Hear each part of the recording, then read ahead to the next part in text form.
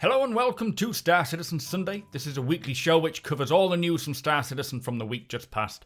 I am your host Mac, so let's get on with it. This week, Inside Star Citizen brings us a look at the new player interactive system. We get to see 3 potential concepts for space whales, plus an insight into the upcoming cargo and refinery space station interiors.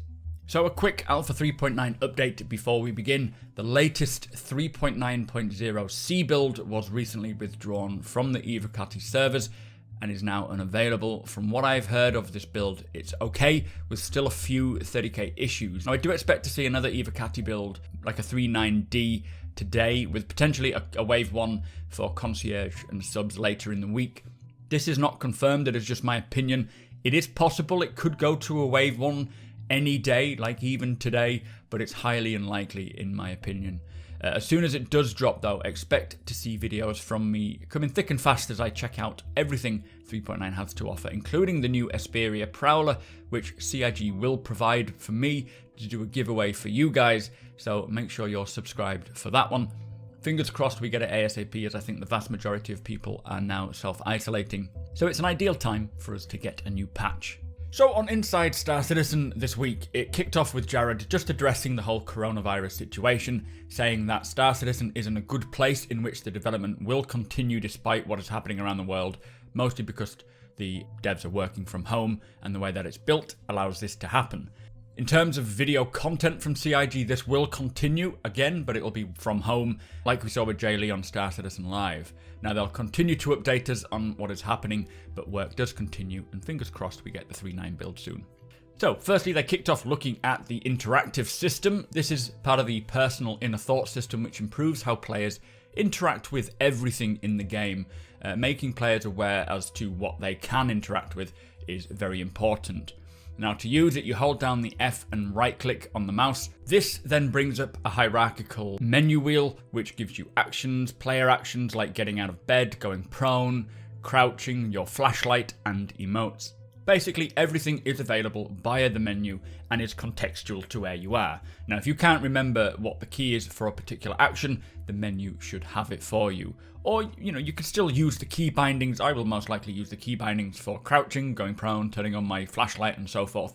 But it is very useful for things like emotes and certain actions that you might have forgotten. Now, you can actually rebind the wheel and customize it to your needs by rebinding the keys or the locations, or even adding favorites.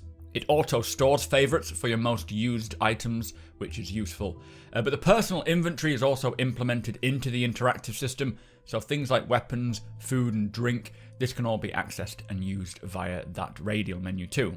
They have a quick select wheel, which is useful for when you want to change weapons on the fly. This will probably mean a lot more when physicalized inventories all come in and we can actually access exactly what we have on us rather than from the global inventory.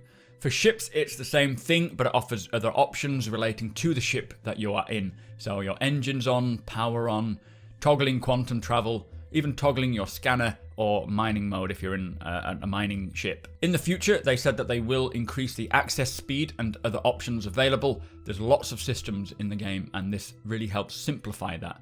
Now, I personally think this is a great addition, especially for those new to the game who haven't learnt all the key bindings. It also makes the whole thing streamlined and less frustrating instead of relying on your Moby glass. Now, it may take a little getting used to, but I'm looking forward to it, and I'm sure we'll get to grips with it soon enough. So from this, they had a sprint report, which is always excellent, looking at all the different work that's being done. The UI team completed various signage around New Babbage's landing zone with all these different food and eatery places. Work continues on hologram-based info panels that can display text clearly while fitting multiple form factors. The weapons team did a first pass work on the new Gemini C54 SMG. They also did the first pass on the Lightning Bolt Company pistol and sniper rifle, plus the visual effects concept for the upcoming ASCAV sniper rifle from Lightning Bolt. This is just exploring different ways to represent the shots fired. Now, personally, I love the Gemini weapons. They are one of my favorites. They look so sci-fi, and yeah, I think I'm going to use the S71 and this C54 the most, I would think. Even the shotgun's pretty good by Gemini. The lightning bolt weapons, not really to my taste, but I love the diversity in the style, and I'm sure some people will love it. The effects, though, are very interesting, and I can't wait to see them in action. Work continued on the prison jumpsuits for those locked away inside the Clash of Prisons. The character team has been building the security outfits for NPC mission givers, which are known as Batista and Gibbs. From concept, we saw 2 3D modelling. They look great, very much my style. I'm looking forward to hopefully getting these myself. But this is going to be found around Horizon when that landing location comes in for Crusader. Work has been done concepting potential space whales, so 3 variants are up for review. Now this is very exciting to hear. Can you just imagine seeing these flying around, maybe flying alongside them, studying them? Huge whales, as you can see in the comparison from the Cutlass. I'm so happy that they are looking into bringing them in. My guess would be for the Crusader planet, maybe seeing these whales surface above the clouds of the gas giant viewed from above on Horizon. That's just my opinion. Let me know where you think they'll be most suited. Tests are being done on bringing touch blending to assets like flora found throughout the verse, allowing leaves to bend when objects collide with them. As I say, it's early R&D, but it looks great, and I really like the way that this works and makes planets feel more alive. It also might require a bit more slower movements if you're trying to stealth up to a player planet side. And on another note, it may not only apply to fauna later on, maybe other objects in the environment could benefit from this as well. The environment team has also worked out how to get much greater detail read from terrain within the existing system. And as you can see here from the before and after shots, by adjusting the height map, they can then layer in more second, third and fourth read details than ever before. Now this looks really good and it does seem to make quite a big difference. For subscribers, recently we got some images of new cargo and refinery expansions to this modular space station system.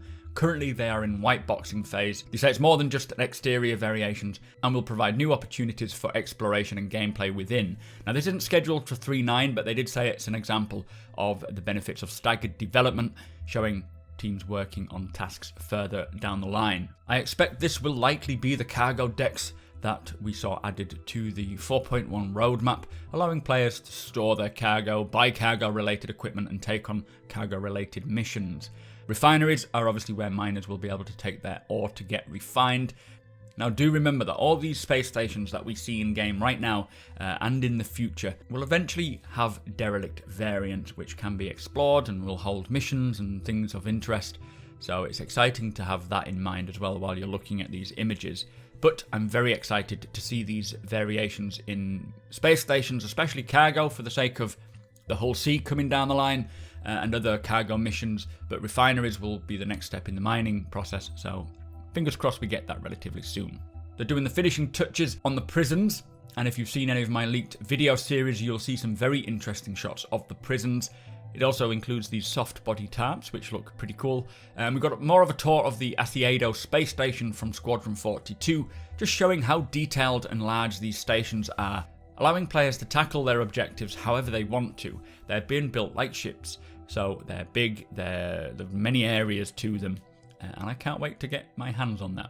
Anyway, that was Inside Star Citizen, guys. Let's move on.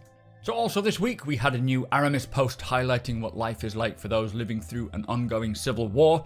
And on Star Citizen Live this week, Jared sat with concept artist Jeremiah Lee as he creates new designs for the war uniforms during the Second Taveran War.